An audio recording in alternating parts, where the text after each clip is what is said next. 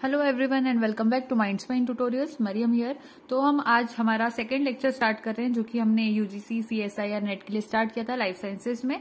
और हम जो बुक यूज कर रहे हैं वो यूजीसी सीएसआईआर नेट ट्यूटर है। अगर आपने ये बुक का रिव्यू नहीं देखा है तो आप चैनल पर मेरा रिव्यूज पे देख सकते हैं, तो आपको आइडिया लग जाएगा कि बुक कितनी रेंज में आती है, कहाँ से आप ले सकते हैं इसको अफोर्डेबल प्राइस में, क्या इसका सिलेबस है अंदर मौजूद और इसमें क्या इसकी पिक्यूलर क्वालिटीज है, सारी चीजें आपको उस रिव्यू में मिल जाएगी।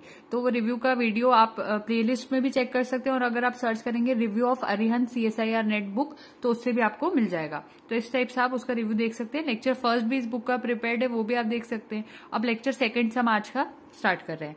तो सब एटॉमिक पार्टिकल्स के पहले अगर हम शुरू करें तो हमें थोड़ा बहुत नॉलेज होना चाहिए कि एटम क्या चीज होती है। तो आपको पता भी होगा एटम जो वर्ड है वो इस टाइप से हम लिखते हैं। ये ए का मतलब क्या होता है? एब्सेंट। ए का वर्ड यूज ही जब करते हैं जब एब्सेंट बताना हो। और टॉम का वर्ड यानी टॉम जो है वो एक तरह का ग्रीक वर्ड है।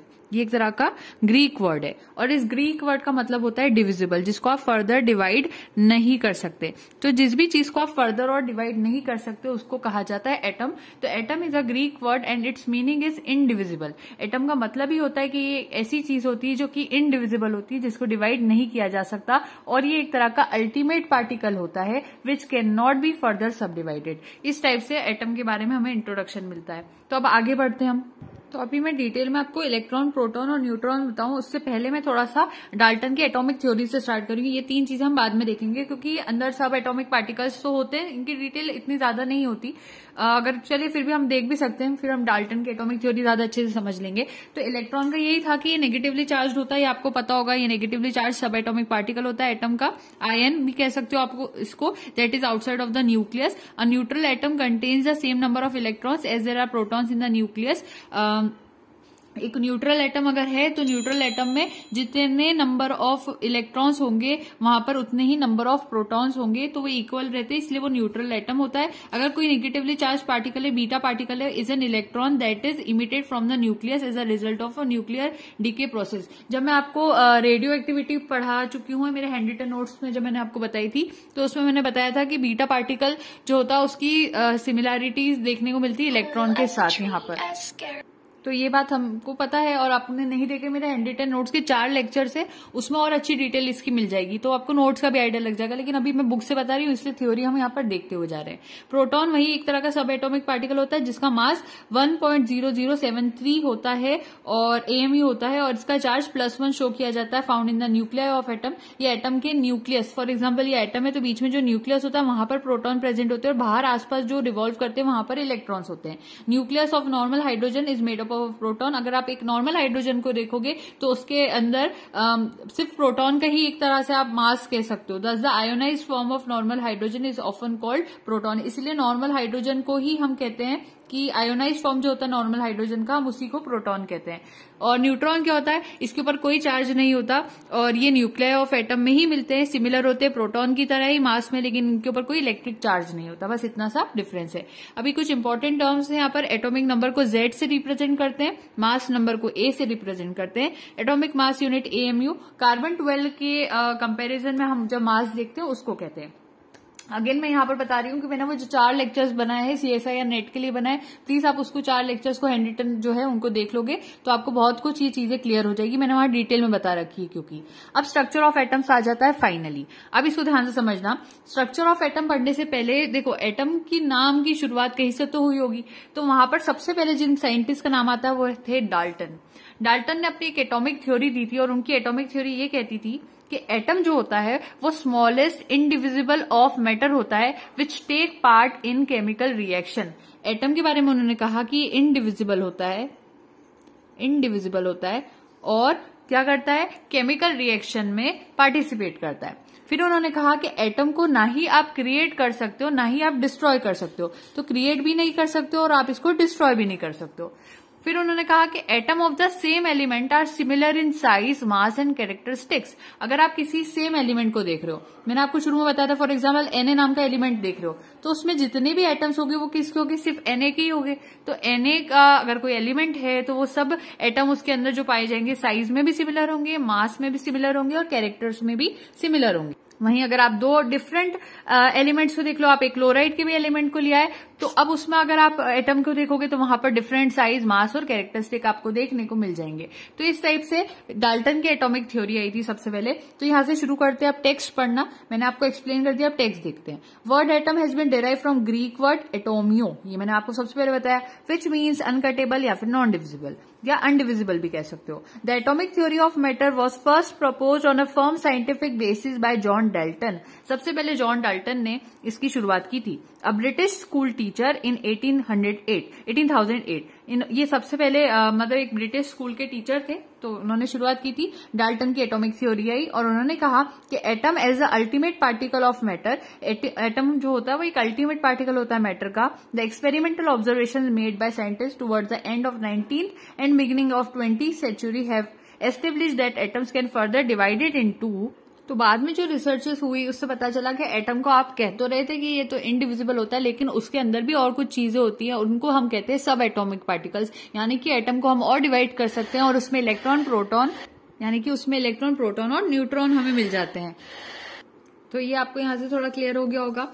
अब फिर डाल्टन की एटॉमिक थ्योरी को बुक में मेंशन किया है कि जॉन डाल्टन ने 1803 में उनकी थ्योरी थी, उनका टाइम पीरियड है। Proposed his atomic theory including following postulates. ये पोस्टुलेट्स उन्होंने दिए थे कि मैटर जो होता है वो टाइनी इंडिविजुअल पार्टिकल बना होता है, वो एटम होते हैं। एटम हर एलिमेंट के अंदर अगर देखोगे तो एक सेम एलिमेंट में अगर आप देखोगे तो सेम मास का होता है। Mass of atom of one element is different from the mass of atom of other element. लेकिन हाँ, अगर आप Na के एलिमेंट को लेकर और क्लोराइड के एलिमेंट को लेकर दोनों के एटम्स को कंपेरिजन करोगे तो हो सकता है Na का भारी हो एटम और क्लोराइड का हल्का हो, वहां पर ये भी हो सकता है। एटम्स जो होते हैं वो कंबाइन होकर आगे जाकर मॉलिक्यूल बनाते हैं। When they do so they combine in small whole numbers ratio. और जब ये इस तरह से करते हैं तो वो जब कंबाइन करते हैं तो होल नंबर के रेशियो में कंबाइन करते हैं। होल नंबर्स क्या होते हैं ये आपको पता होगा। अब जो एटम्स होते हैं, some pair of element can combine with each other in different small whole number ratios to form different compounds. If atom of two elements can combine to form more than one compound, the most stable compound has the atoms in 1:1। ठीक है, तो अगर कहा जा रहा है कि अगर दो एलिमेंट्स हैं, दो एलिमेंट्स के एटम्स जो है अगर वो कंबाइन करने की कोशिश कर रहे हैं तो वो अगर एक कंपाउंड बना भी लेंगे तो जब वो स्टेबल कंपाउंड बनाएंगे तो अगर स्टेबल कंपाउंड उन्होंने बनाना होगा तो उसको बनाने के लिए वहां पर जो रेशियो यूज करते हैं वो ये रहता है। ये जो पॉस्टुलेट था was quickly shown to be incorrect, और ये थोड़े टाइम में इनकरेक्ट शोन हो गया था क्योंकि बहुत सारी चीजों में ये फॉलो नहीं हो पा रहा था रूल, तो ये तो इनकरेक्ट शुरू में पता पड़ गया था। और ये वाला पॉस्टुलेट उनके बाद वाले कि एटम इनडिविजिबल होता है वो बाद में प्रूव हो गया था कि वो भी रॉन्ग है, क्योंकि सब एटॉमिक पार्टिकल्स के बारे में हमें पता चल गया था जो कि इलेक्ट्रॉन, प्रोटॉन और न्यूट्रॉन थे। तो पहले तीन पॉस्टुलेट जो थे had to be amended and the fifth was quickly abandoned all together. पांचवे को तो फौरन से ही वहां पर रिजेक्ट कर दिया गया था। ये जो पॉस्टुलेट्स हैं, laws of chemical combination known at time and they cause great activity among chemist which led to more generalisation and further advances in chemistry. तो ये तो नॉर्मल से पॉइंट्स है जो कि कंप्लीट हो गए। अब उसके बाद क्या हुआ, तो कोई पूछ ले कि आपको पता होना चाहिए। तो डीमेरिट्स क्या थे डाल्टन की एटॉमिक थ्योरी के, कि no mention of atomic weights of element. एक तो इन्होंने एटॉमिक वेट्स का, मैं यहां लिख ही देती हूँ डीमेरिट्स भी। डीमेरिट्स क्या थे इनके, एटॉमिक वेट के बारे में तो कोई बात ही नहीं की, एटॉमिक वेट के बारे में कोई बात नहीं थी, no mention of atomic weights of element. और दूसरी बात क्या थी, no explanation why do atoms combine. Atoms की कंबाइन होने, एटम्स का कंबाइन होने का जो था रीजन, एटम्स क्यों कंबाइन होते हैं ये रीजन भी वो नहीं बता पाए थे। डाल्टन जो थे ना, उनकी थ्योरी की ये प्रॉब्लम थी कि वो डीमेरिट्स में ये था कि मेंशन नहीं कर पाए एटॉमिक वेट ऑफ एलिमेंट के बारे में, no explanation of why do atoms combine. ये प्रॉब्लम थी डाल्टन की एटॉमिक थ्योरी के अंदर। ये हो गया यहाँ पर कंप्लीट। उसके बाद दूसरे साइंटिस्ट आए जिनका नाम था थॉमसन। अब उन्होंने दिया था थॉमसन का मॉडल ऑफ एटम, उसको प्लम पुडिंग मॉडल कहते हैं। उसका टेक्स्ट देखते हैं। तो अब आपके सामने थॉमसन की plum pudding model of the atom का टेक्स्ट है। इसको पढ़ने से पहले समझा देते हैं कि जो थॉमसन थे was the first to propose detailed model of atom. ये पहले साइंटिस्ट थे जिन्होंने डिटेल्ड मॉडल जो होता है एटम का वो दिया था। और ये जो मॉडल था, जो इनका मॉडल का नाम था, उसको प्लम पुडिंग मॉडल कहते हैं या फिर वाटरमेलन मॉडल भी कहते हैं। दो नाम थे, प्लम पुडिंग तो कहते ही थी, साथ में इनको वाटरमेलन मॉडल भी कहा जाता है। तो ये जो मॉडल था वो ये कहता था कि एक एटम जो होता है consist of a uniform sphere of positive charge in which electrons are embedded uniformly in such a way so as to give the most stable electrostatics arrangement. इन्होंने ये कहा कि एक एटम को अगर आप देखोगे तो वो एक यूनिफॉर्म स्फीयर की तरह होता है, ठीक है, ये यूनिफॉर्म स्फीयर है। और उस यूनिफॉर्म स्फीयर की हम बात करें तो ये पूरा का पूरा यूनिफॉर्म स्फीयर जो है ये पॉजिटिव चार्ज का होता है। उसके अंदर इलेक्ट्रॉन्स एम्बेडेड होते हैं, तो बीच बीच में इलेक्ट्रॉन्स होते हैं। जैसे कि आप एक मेलन, वाटरमेलन को इमेजिन करो, वो रेड कलर का होता है, उस रेड कलर के तरबूज के अंदर बीज लगे होते हैं ब्लैक कलर के। तो वो जो ब्लैक कलर के बीज है वो इलेक्ट्रॉन है, और जो पीछे का रेड वाला पोर्शन है वो पूरा पॉजिटिव पोर्शन होता है, ये उन्होंने कहा। तो उन्होंने कहा कि पॉजिटिव चार्ज का यूनिफॉर्म स्फीयर होता है जिसमें इलेक्ट्रॉन्स एम्बेडेड होते हैं यूनिफॉर्मली, बराबर यूनिफॉर्म वे में एम्बेडेड होते हैं, धसे हुए होते हैं, in such a way so as to give the most stable electrostatics arrangement, जिससे कि सबसे ज्यादा स्टेबल इलेक्ट्रोस्टैटिक्स अरेंजमेंट हमें मिल जाए। तो ये था थॉमसन का प्लम पुडिंग मॉडल, जो कि अगेन आगे जाकर रिजेक्ट हुआ था। अब आप कहेंगे कि मैं क्यों स्टोरी सुना रही हूँ फिर आपको, तो ये हम उनको एक तरह का ट्रिब्यूट देते हैं, क्योंकि शुरुआत इन लोगों ने ही की थी, साइंटिस्ट ने, डाल्टन ने, फिर थॉमसन आए, तो हम इनको एक, ये पायोनियर्स है जिन्होंने स्टार्टिंग की थी, हमें नॉलेज शुरू किया था एटम के बारे में, इसलिए हम इनको ट्रिब्यूट देते हैं, इसलिए बुक में इनका मेंशन भी किया जाता है, ठीक है। तो इनका ये तो इनकी स्टोरी थी। अब इनके मॉडल को और भी नाम से जाना जाता है, जिसको कहते हैं रेजिन पुडिंग मॉडल। अब ऐसे तो लोग नाम बना सकते, तो कुछ जो नाम बने हुए वही हम लिख रहे हैं यहाँ पर, resin pudding model, plum pudding model और वाटरमेलन मॉडल, इस नामों से इसको जाना जाता है। अब टेक्स्ट देख लेते हैं।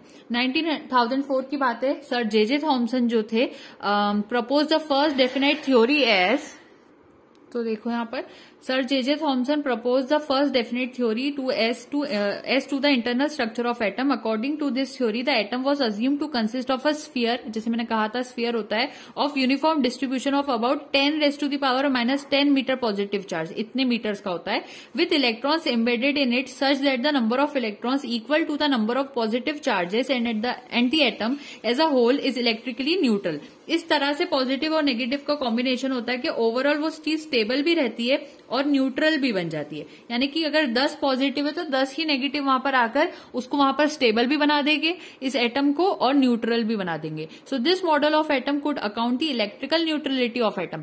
इस मॉडल से साइंटिस्ट को लगा कि हाँ ये मॉडल अच्छा है, इससे हम जो न्यूट्रलिटी है एटम की वो एक्सप्लेन कर पा रहे हैं। But it could not explain the results of gold foil scattering experiment carried out by Rutherford। लेकिन जब रदरफोर्ड ने अपना एक्सपेरिमेंट परफॉर्म किया था गोल्ड फॉइल का, तो उस मॉडल को, इनका मॉडल जो थॉमसन का मॉडल था, वो एक्सप्लेन नहीं कर पाया, इसलिए इनका मॉडल भी रिजेक्ट हो गया था, ये थॉमसन मॉडल।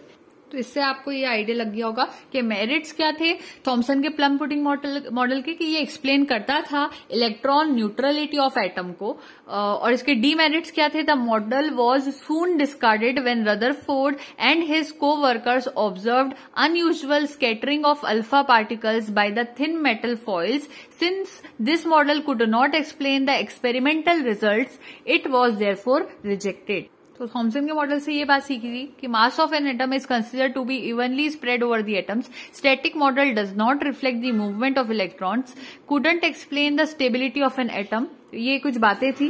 फिर आई बात रदरफोर्ड के स्कैटरिंग एक्सपेरिमेंट की। तो रदरफोर्ड मॉडल ऑफ एटम क्या कहता है कि एक ऐसा एक्सपेरिमेंट था जिसमें बम्बार्डमेंट हुआ था थिन शीट ऑफ गोल्ड का, ठीक है। एक शीट ऑफ गोल्ड ली थी, थिन शीट ऑफ गोल्ड ली थी, और उस पर बम्बार्डमेंट करवाया, यानी कि मारा गया, रेस को मारा गया। कौन सी रेस को मारा गया? तो अल्फा पार्टिकल्स को मारा गया, उस पर अल्फा पार्टिकल्स। तो अब ये क्वेश्चन उठता है कि अल्फा पार्टिकल्स को क्यों चूज किया गया, अल्फा पार्टिकल्स ही क्यों?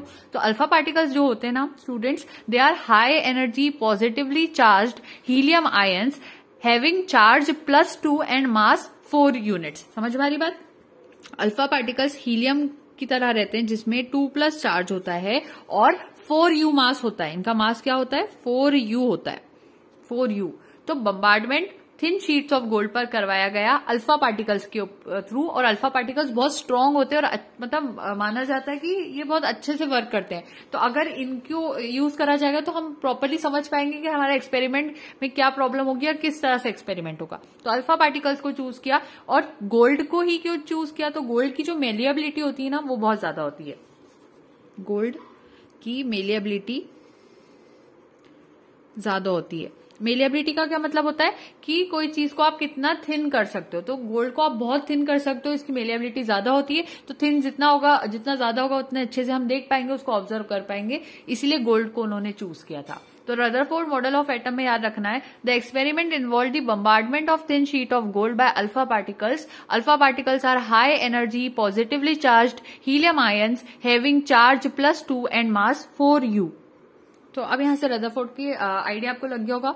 और इन्होंने जब बम्बार्डमेंट करवाया था, मैं वो भी बता दूंगी आपको ऊपर डायग्राम से। पहले ये टेक्स्ट देख लेते हैं। Rutherford conducted a scattering experiment in 1911 to find out the arrangement of electrons and protons. He bombarded a thin gold foil with a stream of fast moving positively charge alpha particles. A particles का मतलब alpha है, emanating from radium. Alpha particles कहां से निकले थे? Radium से निकले थे। ही डिजाइंड होना चाहिए था। He designed experiment to use alpha particles as atomic bullets. The alpha particle was heavy and positively charge. ये जैसा अभी मैंने रीजन बताया, हीलियम न्यूक्लिया होता है, 2 प्रोटॉन्स होते हैं, 2 न्यूट्रॉन्स होते हैं। बीटा पार्टिकल्स उसको क्यों नहीं यूज करा? क्योंकि बीटा पार्टिकल्स लाइट होते हैं और नेगेटिवली चार्ज होते हैं, और इलेक्ट्रॉन भी इस टाइप से होता है। Rutherford designed an experiment to use the alpha particles emitted by a radioactive element as probes to the unseen world of atomic structure. क्योंकि वो देखना चाहते थे कि एटम के अंदर ऐसी क्या चीज है जो कि इतनी स्ट्रांग होती है और उसको वेट प्रोवाइड करती है। अगर जो कुछ चीज है, इलेक्ट्रॉन का तो कंसेप्ट आया नहीं था तब, तो ये चीजें थी। अब आगे देखते हैं। उसके बाद क्या हुआ? Rutherford beamed alpha particles through gold foil and detected them as flashes of light और सिंटिलेशंस ऑन अ स्क्रीन। उन्होंने देखा कि यहाँ गोल्ड फॉइल को जब पास करा जा रहा था, मतलब यहाँ से देखिए ये सोर्स था, रेडियो एक्टिव सोर्स, जहां रेडियम था, रेडियम से यहाँ से अल्फा पार्टिकल्स आए, उन्होंने गोल्ड फॉइल पर बम्बार्डमेंट किया और बाद में उन्हें दिखा कुछ सिंटिलेशंस यहाँ पे चमक जैसी दिखाई दे रही थी स्क्रीन के ऊपर। गोल्ड फॉइल जो उन्होंने यूज की थी वो 0.00004 सेंटीमीटर थिक थी, इतनी पतली थी, meaning on a few hundreds of atoms thick, बहुत पतली थी वो। ठीक है। If the Thomson model of atom was correct then the alpha particles should pass through with relatively little deflection. अगर यहाँ पर उन्होंने कहा कि अगर थॉमसन का जो मॉडल था अगर वो करेक्ट होता तो सारे पार्टिकल्स को इजीली यहाँ से चले जाना चाहिए था, क्योंकि उसका जो मॉडल था, थॉमसन का जो मॉडल था, उसमें इलेक्ट्रॉन्स दूर दूर थे, यूनिफॉर्मली डिस्ट्रीब्यूटेड, तो उसी तरह से जाना चाहिए था। लेकिन यहाँ हुआ क्या था, जब गोल्ड फॉइल से कुछ पार्टिकल्स को देखा तो वो तो नॉन डिफ्लेक्टेड सीधे के सीधे यहाँ तक आ गए, कुछ जो थे वो डिफ्लेक्ट हो गए। तो यहाँ से जो डिफ्लेक्ट हो रहे थे उनका रीजन क्या बना होगा, इसकी वजह से थॉमसन के मॉडल को रिजेक्ट कर दिया गया रदरफोर्ड के मॉडल के थ्रू। तो रदरफोर्ड का जो मॉडल था उसमें हमने जो ऑब्जर्वेशन देखी वो ये थी कि most of the alpha particles, nearly 99%, ज्यादा से ज्यादा 99% अल्फा पार्टिकल्स ऐसे थे जो कि through the gold foil undefeated, यानी बिना किसी डिफ्लेक्शन के वहां तक पहुंच गए। A small fraction of alpha particles got deflected through small angles, और कुछ अल्फा पार्टिकल्स डिफ्लेक्ट हो गए स्मॉल एंगल्स के ऊपर। और भी ऐसे थे, वेरी फ्यू, अबाउट 1 in 20,000, 20,000 में से अगर आप एक को देखोगे, did not pass through foil at all. कुछ तो बिल्कुल ही फॉइल से पास नहीं हुए, बट सफर्ड लार्ज डिफ्लेक्शन, उनमें बहुत बड़ा डिफ्लेक्शन देखने को मिला। तो किसी में स्मॉल डिफ्लेक्शन मिला और किसी में लार्ज डिफ्लेक्शन देखने को मिला, मोर देन 90% डिफ्लेक्शन देखने को मिला। और even come back suffering a deflection of 180 degree, और किसी में तो ये भी देखने को मिला कि ये 180 डिग्री के डिफ्लेक्शन से वापस पलट कर आ गए। तो ये उनका ऑब्जर्वेशन था। ये सारे ऑब्जर्वेशन को देखते हुए रदरफोर्ड ने कहा कि एटम के अंदर बहुत सारी स्पेस ऐसी है जो कि एम्प्टी, इसी वजह से मैक्सिमम तो सीधे के सीधे पार होकर सामने स्क्रीन तक चली गई अल्फा रेज।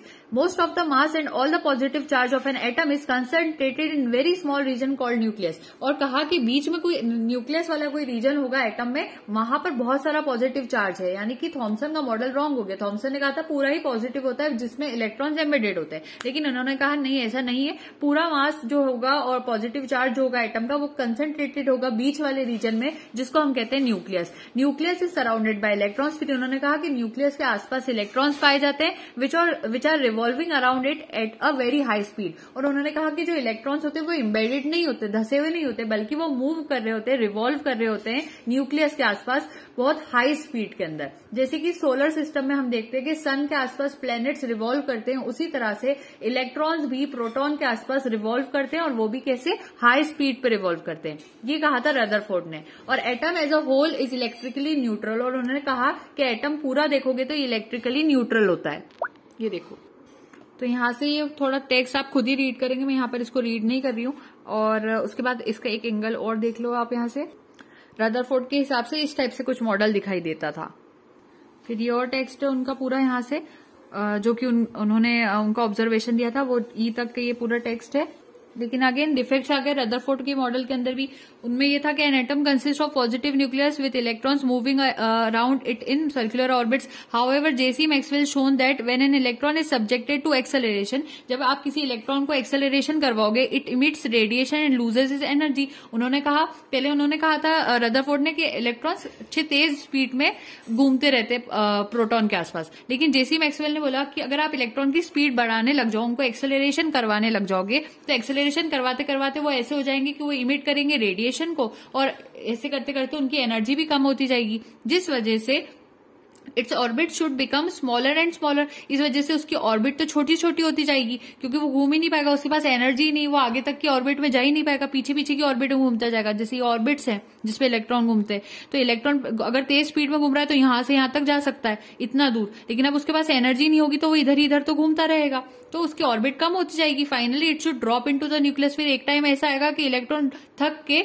न्यूक्लियस में ही गिर जाएगा by following a spiral path. This means that atom would collapse. और इसकी वजह से अगर इलेक्ट्रॉन प्रोटॉन वाले एरिया में घिर जाएंगे तो एटम तो पूरा कोलैप्स हो जाएगा, खत्म हो जाएगा। इसी वजह से रदरफोर्ड का जो मॉडल था वो फेल हो गया स्टेबिलिटी ऑफ एटम्स को एक्सप्लेन करने की रीजन में। तो ये फेलियर का एक रीजन था। दूसरा क्या रीजन था? Rutherford model said nothing about the electronic structure of atom. इन्होंने इलेक्ट्रॉनिक स्ट्रक्चर ऑफ एटम के बारे में कुछ बात ही नहीं की। How the electrons are distributed around the nucleus, कि किस तरह से न्यूक्लियस के आसपास इलेक्ट्रॉन्स होते हैं। बस ये कहा कि इलेक्ट्रॉन घूमते हैं। ये तो मैंने आपको पहले से बता दिया कि वो ऑर्बिट्स में घूमते हैं, लेकिन उन्होंने नहीं बताया एक प्रॉपर वे में। Therefore, this model failed to explain existence of certain definite lines in the hydrogen spectrum. ये बातें थी जो कि इसके डिफेक्ट में आती है। इसके बाद बोहर का मॉडल आएगा जो नेक्स्ट वीडियो सेगमेंट में देखेंगे। Thank you so much and don't forget to like, share and subscribe. Happy learning.